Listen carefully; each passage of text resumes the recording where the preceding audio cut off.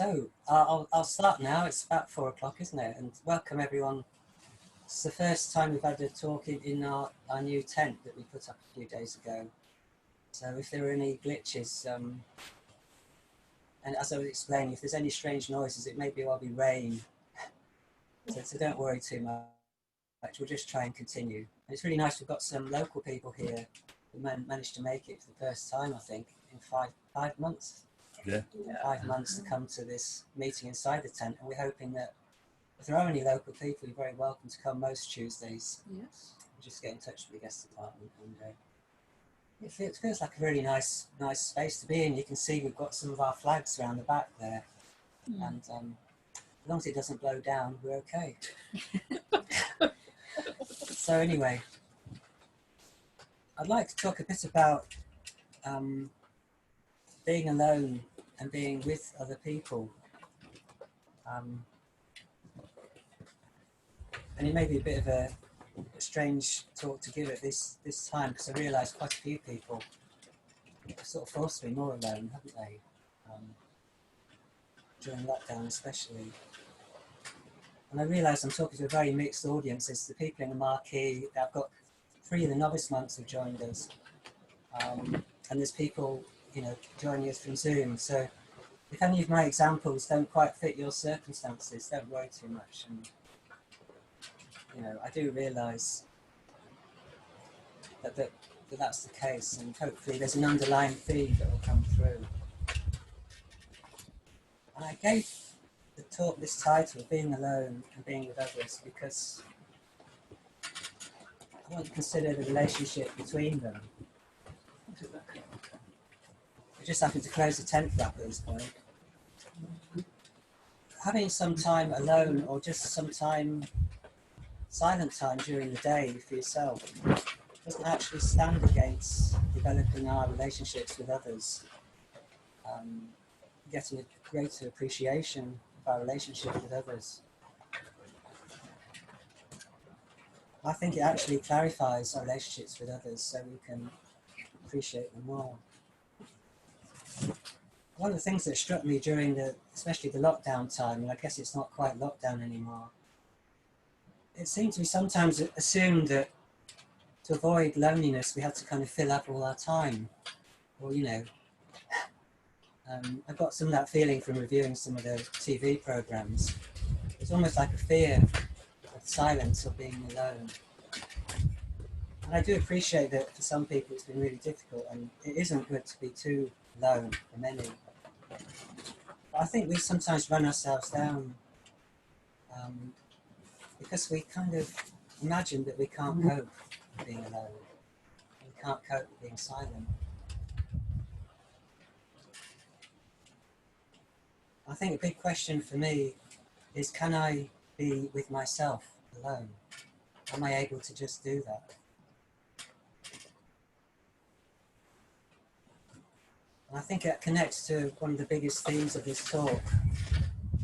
At some point in our lives, I think we realise one of the most important things is to be at peace with ourselves. If we're not at peace with ourselves, we can't really be at peace with others. And vice versa, actually. It reflects back on each other. Our relationships with others are very difficult then we can't be at peace with ourselves.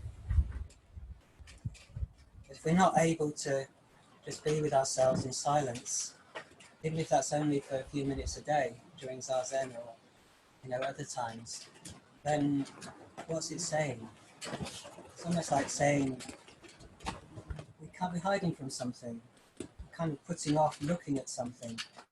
After all, if we are able to be silent and alone with ourselves, it shows that we completely trust ourselves, and ourselves aren't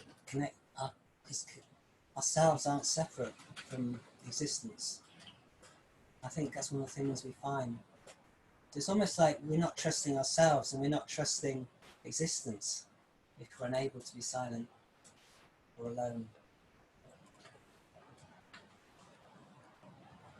So I'm not saying that choosing to be alone is like the opposite of choosing to be kind of very active with social media. I don't see them as being opposites at all. And after all, we're using Zoom now. It's been really helpful, connect with each other. It's just looking at some of the underlying things, like the most important thing for us. And there are times when I feel I can't put anything between myself and the truth. I guess that's the way I would describe it. And those times, I think, do require a temporary sort of narrowing down of the focus, a quiet time. And that can just be a short time, or it can be a longer retreat.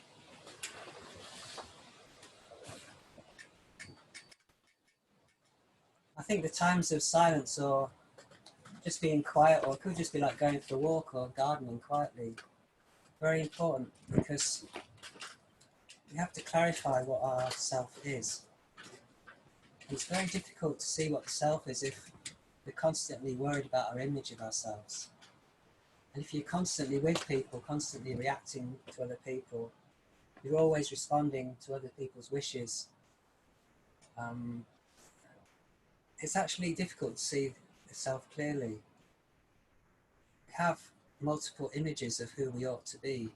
For each situation we're in, it's almost like we have to fit an image of what that person expects to some extent. There's nothing wrong with that. Like, I'm in some ways projecting an image of what you should expect from a teacher at this moment. That's fine, that's how we work on a human level. I'm just saying that sometimes you just have to drop all that and just be with yourself, because there's nothing wrong with that image. But if I take it too seriously, if I think, oh, Berwyn is a teacher, I have to kind of live up to this ideal of what I imagine other people expect from me. And then it gets very complex, basically.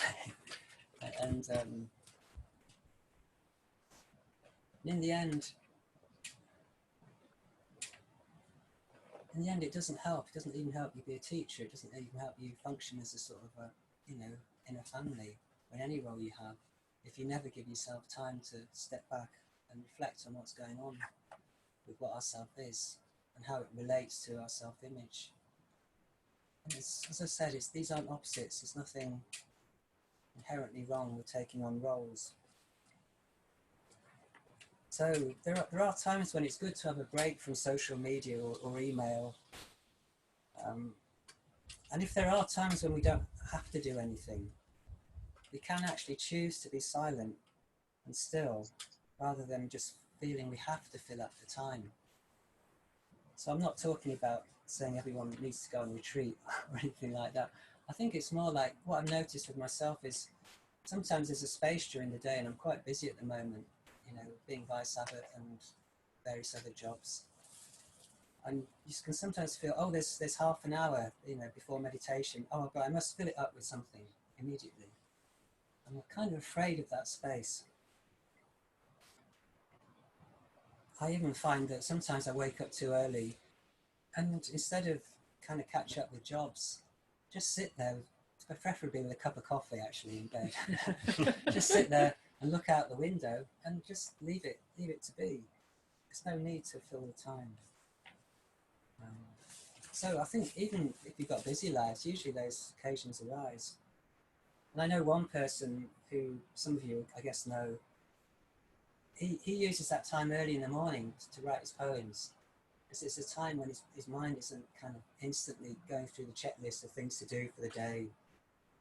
And I don't know if he sits in bed with coffee, but he gets out his poetry and starts writing. It's worth reflecting also on our attitude to time, because we've got all these phrases like not wasting time or filling up time. And it sounds almost like a compulsion. Is time something that needs to be filled? As you all know, Dogen talked about time as time being, uji. So we can say that time is just how being appears. Being cannot exist without time. And being time is in fact teaching, the teaching of reality.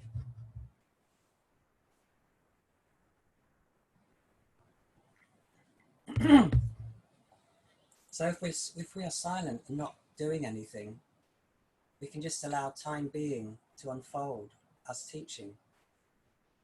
So time's not some sort of horrible vacuum that must be full of stuff to make it valid. So if we just sit there, even if it's in the morning or in the garden after doing some work on a garden bench, without adding anything, time being actually continues and it is expressing what is. You can allow the truth to emerge in its own time. It seems to me we don't have to put our ideas of time as a limit on how truth expresses itself.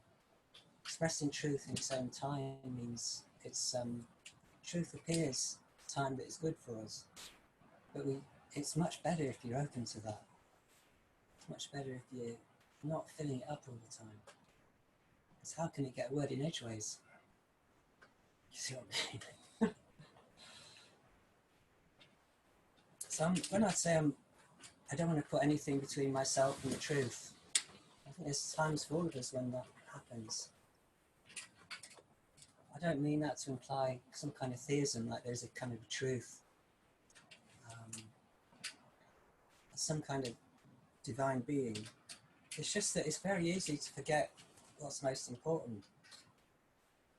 And if we allow there to be silence during the day, we can trust that the most important thing will emerge.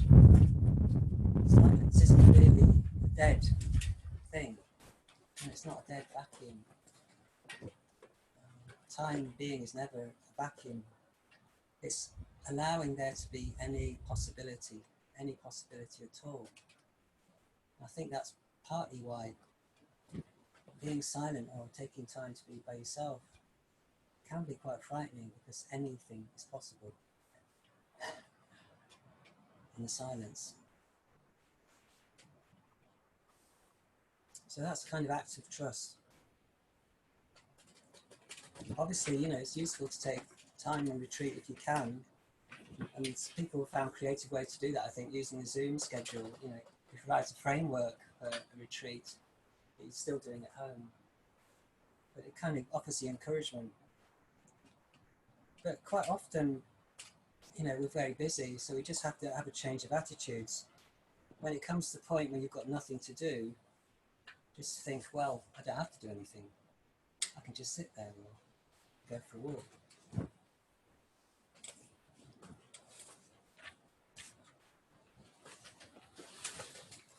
Now I want to move on a bit to how this relates to understanding our relationships with other people.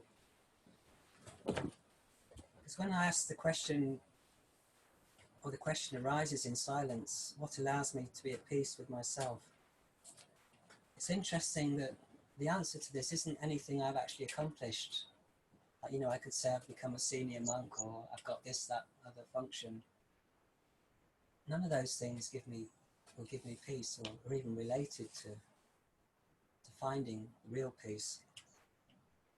It's not measured by a position or function.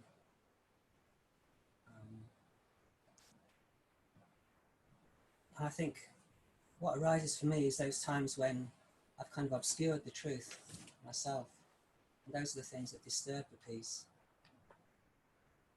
And those things are usually about times when I've not given enough, basically. I guess I was almost afraid of using the word love sometimes, but sometimes I haven't been willing to express some kind of love, in the sense of just being willing to make the extra step to listen to somebody or take an action. I've basically not risked doing good out of a sense of fear or a sense of busyness. Those are the things that seem to crop up for me when I have quiet time, and the kind of things that I need to look at in order to be at peace with myself. And there is an element of kind of sangha here, or I guess we sometimes, what we call sangha, and most of you I think will know what that means within our tradition. There's an element of regret there, but the point isn't to really feel guilty or condemn myself. It's to see how complex situations have led to misunderstandings in the past. And when we look at the complexity of problems we've had with, family or just work, I guess, or within the monastery relationships, we always find that there's a great sort of tangled web there, but there's never any person or thing to blame or condemn.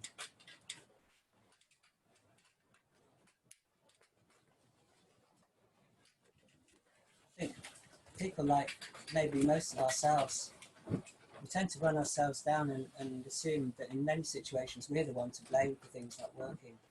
I think again that's not seeing clearly, because very rarely it's not just one person, one thing that has caused the problem. Um,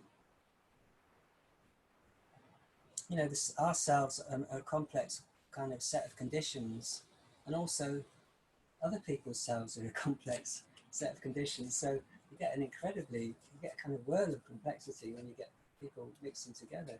So to try and pin the blame on something or someone, it's kind of, it becomes crazier and crazier to do that. And I think, we've talked about this in terms of the precepts where Master Jew talks about seeing that there's nothing from the first. There's nothing that we can find that's the ultimate cause of suffering. No event, for example, or no person that we can blame. That's just saying that there's no center to this world of confusion. So that's one example of how, clarifying what the self is, taking time to be alone, helps us understand our relationships with others and I think forgive each other.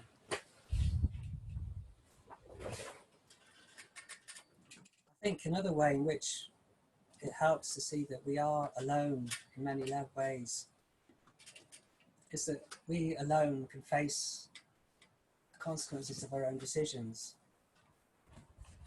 I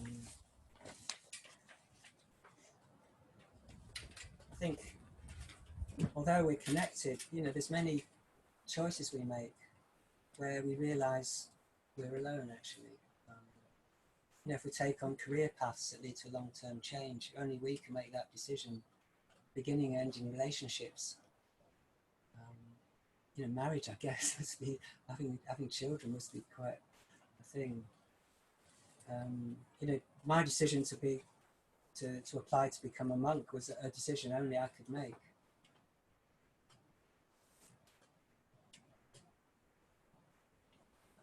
And there's also, facing death. Dogen says, I think it's in Shishogi, says, we enter the kingdom of death alone, without any company except our own good and bad karma.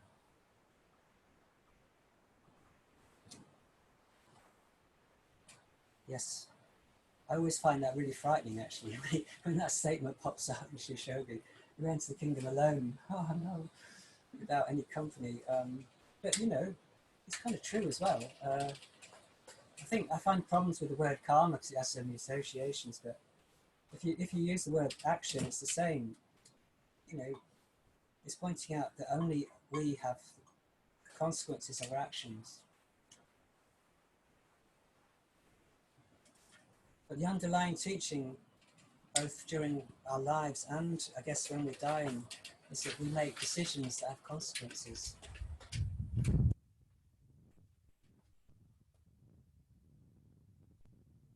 This teaching is to see, I guess, the value of the choices we make. And giving ourselves time to reflect on what we're actually doing, to review how am I actually living. And again, if you have silent time during the day or give yourself retreat time, this can be really, really helpful just to review that. Does what I'm doing and how I'm doing things reflect what I think is the most important thing? And for me, that's more like it. But if I can come to my deathbed or whatever, thinking I have tried to do what is the most important thing for me. I haven't let too many things get in the way of that. For me, that is more about feeling satisfied, feeling that I haven't wasted my life in quotes. That I've, tried to harmonise what I think is the most important thing with what I actually do, how I actually am. And that becomes very clear if you take silent time.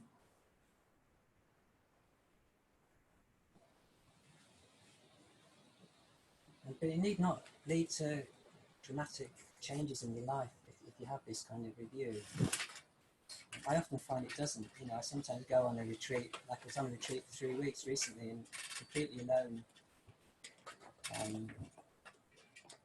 You know, sometimes going to that retreat thinking, you know, I'm going to have this great revelation and I'm going to go do this, that and the other, but nothing like that. But you come out having a sense of, I need to do things differently. And one thing I've noticed after retreat time is my attitude to doing my laundry changes, actually. It sounds a bit bizarre, but you know, we all have to do laundry, unless you have personal servants. But I mean, I think very few of us fit in that category. You know, if I'm in a whirl, I find that I'm rushing around and hanging things quickly, trying to get it over with, and thinking it already that I should be doing this, that, and the other in the future. I should be at a meeting, or I should be, and I just get kind of bad-tempered. But I found that after the last retreat time, I'm thinking, well, actually, I'm just going to take my time and hang my socks up at the speed that it takes to hang a sock up. And you can't do it that quickly. And then I was thinking, well, actually, I'm pretty lucky to have these socks, and they deserve my respect in a way. So what we actually do is our life, and I think that's what clarifies sometimes. If we give ourselves that space, our actions are actually what our life is. And I guess that's what karma actually means, actions. We receive the results of our actions because our actions are our life.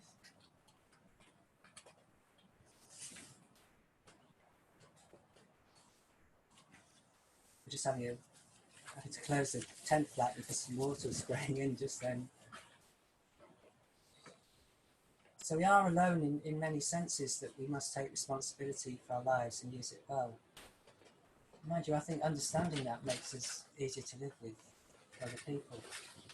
Because if we're just dissatisfied and we're not sure if we're fulfilling ourselves, then I guess we end up being a pain for others anyway. But this sense of being alone, taking responsibility for our lives, does open us up to greater connection, doesn't it? Because just with that example of doing the laundry, you actually do feel connected to your clothes. You know, the actual situation, the fact that they've got washing machines. Sometimes this sense of connection isn't some great mystical thing. It's just, we actually are connected. It's just how it's an actual fact anyway.